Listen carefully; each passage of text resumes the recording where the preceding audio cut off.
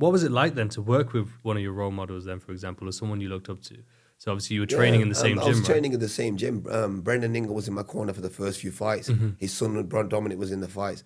And Brendan gave me so much knowledge, just a few words. I didn't get a lot of training from him because I was traveling up and down Of course, yeah. every week, a few times a week. I stayed up there a few times.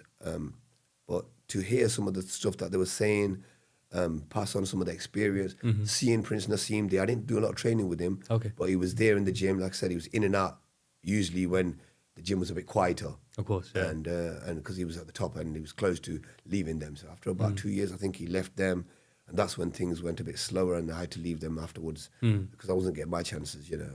And I was getting older. I needed to move on quick.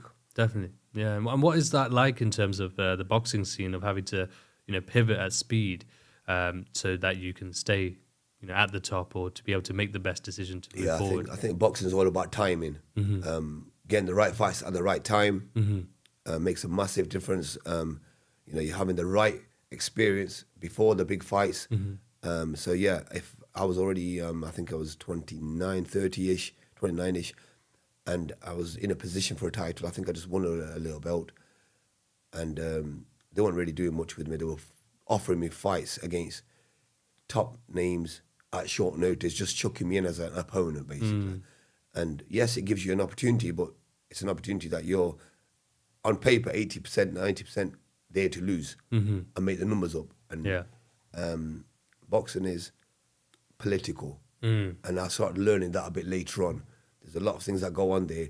They're not actually fixed, but they are, in a sense, in the background. Trying to, yeah. Yes. Like with little finer details. Yes. And a lot of boxers get used and abused in that way where they feel pressured. If they don't take a fight, they won't get another fight for a few months. If they don't take a fight, they don't get paid. And only the top 5 or 10% get the big money. Yeah. The rest of us get very little. And I was in them kind of positions where I was thereabouts. I was upsetting a lot of people. I was getting chucked in with fights where I shouldn't have been winning, but I was winning them at the last minute. So I was on the verge of getting the big names. And I thought, before long, I'm not gonna do it every time. Sooner or later I'm gonna get beat. Yeah. You need a bit of luck, and I can't have that luck every time. So I decided to move and change management, which kind of promised me. It was Eddie Hearn's father, Barry Hearn. Yeah. He was working with Tommy Gilmore, or my manager Tommy Gilmore, but from Scotland. Somebody introduced me to him. Okay. And he promised to get me a couple of chances, which he did. He done really well. Problem is, he was in Scotland, so it was a little bit far away to help promote me here. Of course, yeah. But he done really well with what we had and the time that we had. And I got my chance for the IBO title not long after. I moved with him, got the Commonwealth title first, and then straight into the IBO title, and then defended it 7 times. Yeah, you did. A lot of people didn't expect me to achieve that much. Starting very late, not getting the backing that I could have got or should have got, being a former amateur champion. But I think people probably didn't want to take the risk because I was a bit older, so they didn't see their investment coming back to them. But yeah, I done quite well, so I'm quite proud of myself. Oh, no, definitely. I'm happy with. Obviously, no, everybody wants more. I feel like I could have had 1 or 2 more fights. I retired as champion. I should have had a couple of fights in America. They didn't develop. I kept getting told I was going to have it. Then it got cancelled. Then it got cancelled. And then I had a year and a half almost without a fight. Yeah. And if you're not fighting, you're not earning. Of course. I had 2 or 3 kids by that time. And I needed to decide what I was going to do with my life. Yeah. And I thought, you know what? I don't mind getting short notice fights or fights that I'm getting thrown in against the young up-and-coming fighters, as long as I get paid right and I get looked after in a sense. But that wasn't happening, and I wasn't scared to fight anybody. It was just the right fights weren't getting made. It wasn't motivating enough. Yeah, and then I was starting to lose the hunger, and I was thinking about the futures and stuff, and I decided to retire as champion, not get used like some of the other fighters. I kind of regret it. I kind of think I should have tried a bit harder to get some of the bigger names.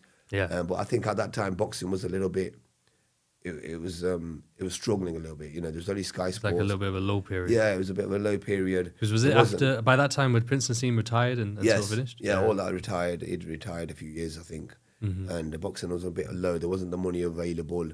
About 3 or 4 or 5 years maybe after I retired, Eddie Hearn came on the scene, changed the whole concept of boxing, and just killed it. And had I been around now, it'd have been totally different. But Of course. you know, everybody's got their time, and we've got to be happy with our time and how it's written, as we say. So Yeah. you know, I think if you don't, you'll be bitter and you get depressed in a sense and think about that for the rest of your life. You know. Definitely. Yeah. So I just got to look forward now. 100%. So like the IBO title that you held, Floyd Mayweather held it after you. Yeah. So how does that feel then, sort of being a part of this lineage? Because Roger Mayweather had it before you as well. That's another claim to fame, as I say, as a few people have said to me. Floyd Mayweather took my belt after I retired. The IBO was a little bit of a newer version of the world titles. Some people sort of put it as one of the lower versions of it, but they're all world titles, and it's all politics, and it's all about money making for the organizations and stuff. Now it's regarded as one of the decent belts. A lot of the big names have had this belt. Lennox Lewis, Floyd Mayweather, a few others. I think Roy Jones and a few others have had it. So it's built up, and it's got quite a big good reputation. That's it. Well, AJ I think it was the first belt AJ got as well. AJ's got it as well. So, you know, I'm proud of what I've got achieved, and people can say what they like, but I think you have to look at what you've done and who you boxed and stuff, and that, you know, that sort of gives you a bit of recognition as well.